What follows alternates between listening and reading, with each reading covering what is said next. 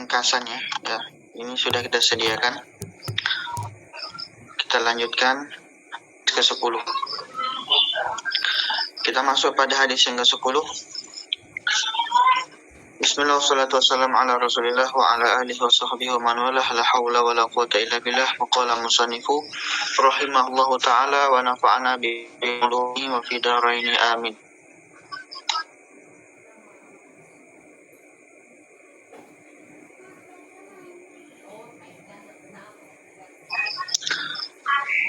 Hadis yang ke-10, an Abi Hurairah radhiyallahu anhu, dari sahabat Abu Hurairah radhiyallahu anhu,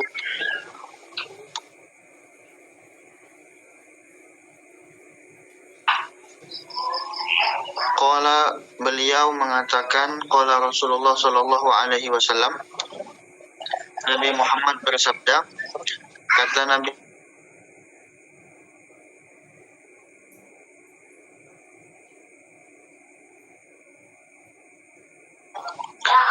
kata Nabi Muhammad sallallahu alaihi wasallam, innallaha ta'ala thayyibun, sesungguhnya Allah Subhanahu wa taala adalah Maha baik. Thayyib, bukan thayyibun, ini agak sedikit kesalahan. Thayyibun, ya, Allah itu Maha baik. La yaqbalu illa thayyiban, dan diterima kecuali yang baik. Wa innallaha amara bima amara bihil mursalin, dan sesungguhnya Allah Subhanahu wa taala memerintahkan kepada orang mukmin sebagaimana Allah perintahkan juga kepada utusannya. Waqala, sebagaimana Allah Subhanahu wa taala berfirman, ya ayyuhar rusul, wahai para rasul, kulu minat thayyibati wa'malu shalihan. Jadi Allah memerintahkan kepada rasul makan yang baik. Ya, artinya makan yang baik ini halalan thayyibah, makan yang halal, dan wa'malu shalihan, dan lakukanlah, kerjakanlah amal soleh.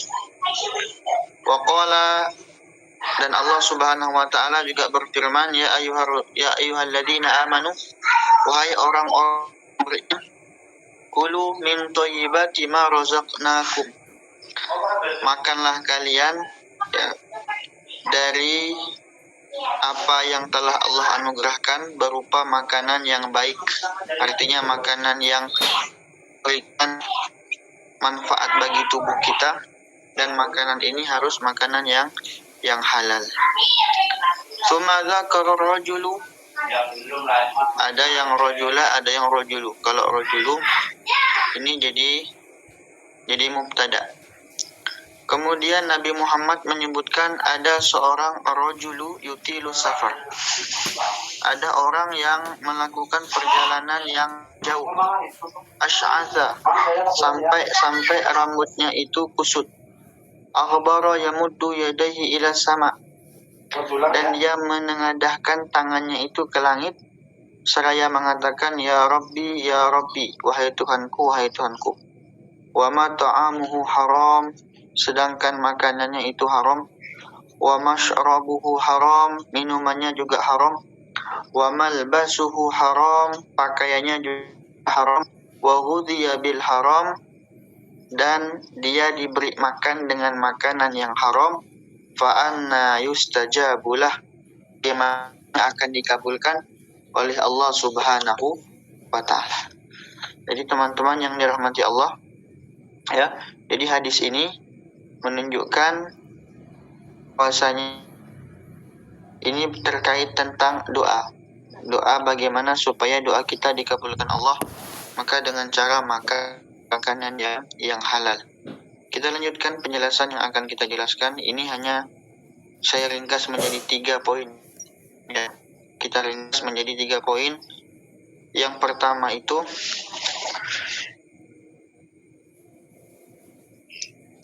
nah ini, Allah itu Maha baik dan menerima yang baik. Saya ulangi lagi, Allah itu Maha baik dan menerima yang baik. Poin yang kedua, Allah memerintahkan makan yang halal. Poin yang ketiga, sunnah di dalam makan dan berdoa. Jadi poin 3 poin ini yang akan kita bahas ya beberapa menit ke depan. Teman-teman yang dirahmati Allah Subhanahu wa taala, kita lanjut poin ke pertama. Allah Maha Baik. Artinya apa? Artinya Allah sempurna.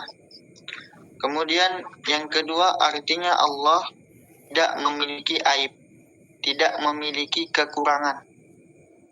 Yang ketiga artinya Allah itu suci. Ya, Allah itu suci. Kemudian yang maksud dari kata-kata menerima yang baik artinya yang baik itulah yang diterima Allah. Perkataan yang baik itulah yang diterima Allah. Dan harta yang halal itulah yang diterima Allah. Maka selain daripada hal ini, semuanya akan mendapatkan azab sanksi dari Allah di hari kiamat. Yang disebutkan ya, maka yu'minu billah wal yawmil akhir falyakul khairan. Ucapkan yang baik. Maka contoh yang paling dapat kita jadikan contoh adalah Nabi Muhammad. Beliau tidak pernah mengatakan apapun kecuali itu adalah perkataan yang baik, perkataan yang bermanfaat. Maka disebutkan dalam Al-Quran, wa ma yantiqu 'anil hawa in huwa illa wahyun yuha. Nabi Muhammad itu apapun yang diucapkan itu merupakan wahyu dari Allah. Begitu juga dengan hartanya. Nabi Muhammad ini menyimpan dinar ataupun dirham bermalam di rumahnya. Kalau beliau kepikiran, maka akan langsung beliau keluarkan seketika itu juga. Kita lanjutkan pembahasannya supaya teman-teman bisa bisa tanya jawab ya. Kemudian poin yang kedua, makan halal. Makan halal ini apa manfaat makan halal? Yang pertama, penyebab amal kita diterima. Jadi dengan kita makan makanan yang halal, maka akan menyebabkan amal kita diterima. Kemudian apa manfaat makan yang halal? Makan yang halal, manfaat yang kedua adalah doa kita mustajab. Ada sedikit faedah yang akan Al-Fakir sampaikan di dalam kitab ini, yaitu kitab Al-Jawahirul Lu'lu'iyah, syarah dari Arba'in An-Nawawiyah. Yang pertama adalah kisah hamba berdoa. Doanya itu lama sekali, tapi tidak dikabulkan doanya. Dan terjadi di zamannya Nabi Musa alaihissalam.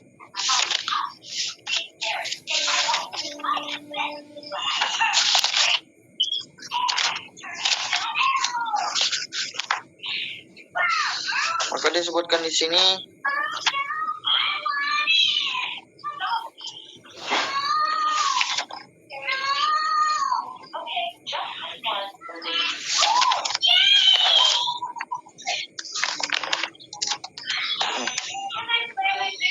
wa nuqila an Wahab bin Munabbih annahu qala. Ini diriwayatkan oleh Wahab bin Munabbih, salah satu tabi'in. Beliau mengatakan, balaghani anna Musa alaihi salam telah menceritakan sampai kepadaku bahwasanya Nabi Musa, beliau pernah mara bi rajulin qa'imin.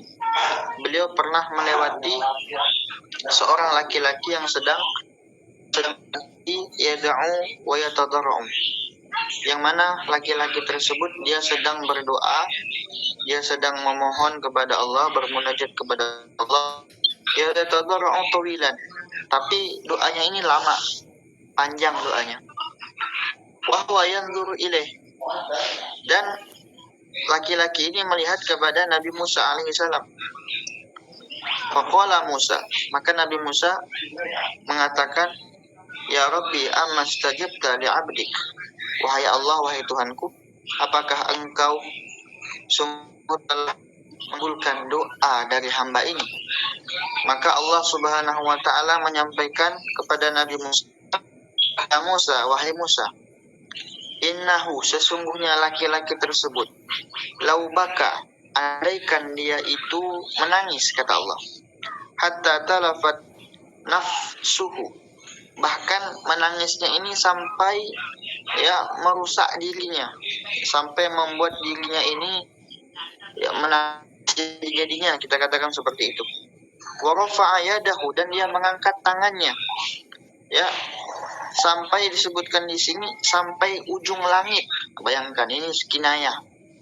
Artinya walaupun dia menangis sejadi-jadinya dan dia mengangkat tangannya setinggi-tinggi langit, maka kata Allah, mastajabtu lahu, tetap tidak akan aku kabulkan doanya.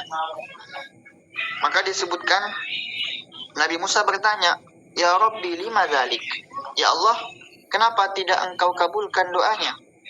Maka Allah Subhanahu wa taala mengatakan, li anna fi batnihil haram, karena di perutnya ada makanan yang haram. Wa ala dhahrihil haram, wa fi baitihil haram.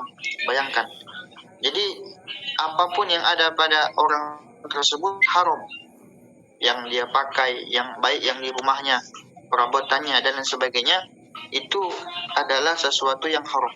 Maka kata Allah, bagaimana akan aku kabulkan doanya? Ada hadis yang disampaikan oleh Nabi kita Muhammad Sallallahu Alaihi Wasallam. Kemudian kisah sahabat yang minta agar doanya mustajab. Ada juga sahabat namanya di dalam kitab ini, ya, di dalam kitab Al-Awiyah halaman 111. Teman-teman yang memiliki kitabnya bisa dilihat di situ. Disebutkan ada sahabat namanya Sa'ad bin Abi Waqqas radhiyallahu taala anhu. Beliau pernah meminta doa kepada Nabi. Beliau, ya Rasulullah, ud'ullaha an yaj'alani mustajabud da'wah. Mustajabud da'wah. Ya Rasulullah, tolong doakan saya kepada Allah supaya saya ini doanya dikabulkan. Maka Muhammad, beliau berpesan, kata Nabi Muhammad, perbaiki pola makanmu. Artinya makan itu makan yang halal, makan yang baik, ya, makan yang ada manfaat bagi tubuh, bukan makanan yang tidak ada manfaat, bukan yang tidak ada mudaratnya. Takun mustajabud da'wah, kata Nabi Muhammad, niscaya engkau akan menjadi orang yang dikabulkan doanya. Kemudian waladzi nafsi Muhammad biyadih, Nabi Muhammad bersumpah, kata Nabi Muhammad, demi jiwa Muhammad yang ada di tangan, di genggamannya Allah, sesungguhnya seorang hamba itu tidaklah dia mengkonsumsi, ya, satu kalau bahasa Melayunya itu satu kepal, satu suapan yang haram, fi jawfihi, di lambungnya, artinya dia makan, ma yutaqabbalu minhu arba'ina yawman. Bayangkan teman-teman, ibadah akan selama 40 hari. Artinya kalau seumpama kita mengkonsumsi satu suap saja, itu makanya harus masuk dalam tubuh kita, maka ibadah kita tidak akan diterima Allah selama 40 hari. Ini jadi intinya adalah dari dua kisah ini, ya. Kisah yang pertama tadi, hamba yang berdoa lama tapi tidak dikabulkan di zaman Nabi Musa. Penyebabnya apa? Penyebabnya makan yang haram, ya. Kemudian menggunakan, ya, hal-hal yang haram. Kemudian yang kedua, sahabat Nabi yang minta doa kepada Nabi supaya doanya dikabulkan, mustajab. Tapi pesannya Nabi apa? Kata Nabi, perbaiki pola makanmu. Artinya makanlah makanan yang halal. Nah, lanjut poin yang ketiga. Poin yang ketiga, sunnah berdoa dan sunnah makan. Kita bahas dulu yang sunnah berdoa. Jadi kita singkat saja. Sunnah berdoa ini sebenarnya banyak sekali, tapi kita singkat. Ya, yang pertama, berdoa menghadap kiblat. Jadi usahakan kalau kita berdoa, teman-teman, berdoanya menghadap kiblat. Kemudian yang kedua, dalam keadaan bersuci. Artinya usahakan berdoanya itu tidak dalam keadaan hadas. Kemudian yang ketiga, di waktu mustajab. Mungkin sudah paham kapan waktu mustajab. Di antaranya adalah bainal adzan wal iqamah. Antara adzan dan juga iqamah. Itu di antara waktu mustajab. Begitu juga ketika yang mustajab juga adalah ya ketika kita itu setelah melaksanakan sholat, itu juga mustajab dan lain sebagainya. Lalu kemudian ya yang tidak kalah penting adalah khusyuk. Nabi pernah bersabda, kata Nabi, "Ud'ullah wa antum muqinuna bil ijabah." Atau kama qala. Berdoalah kepada Allah dengan hati yakin pasti dikabulkan Allah. Artinya kalau kita berdoa harus yakin dan khusyuk, betul-betul hadir. Akan disebutkan Allah tidak akan menerima doa seorang hamba yang mana fi qalbin ghafilin lahin atau kama qala. Hati yang ada ya lalai kepada Allah itu tidak akan Allah kabulkan. Jadi kalau berdoa apa yang diucapkan tidak sesuai dengan hati, artinya hatinya itu kemana-mana, maka itu dinamakan qalbin ghafilin lahin. Hatinya tidak khusyuk, hatinya tidak sesuai dengan apa yang dia ucapkan. Dia minta ya, supaya anaknya menjadi anak soleh-solehah, tapi hatinya ini tidak sesuai. Mikirnya mikir tentang dunia dan lain sebagainya. Maka di dalam berdoa, kata Nabi, harus kita itu khusyuk dan harus di hati kita sesuai dengan apa yang kita pinta. Kemudian yang disunahkan juga mendoakan orang lain. Nah, ini juga ada di dalam Kitabul Adab karangan Said Amin bin Idrus bin Syekh bin Abu Bakar.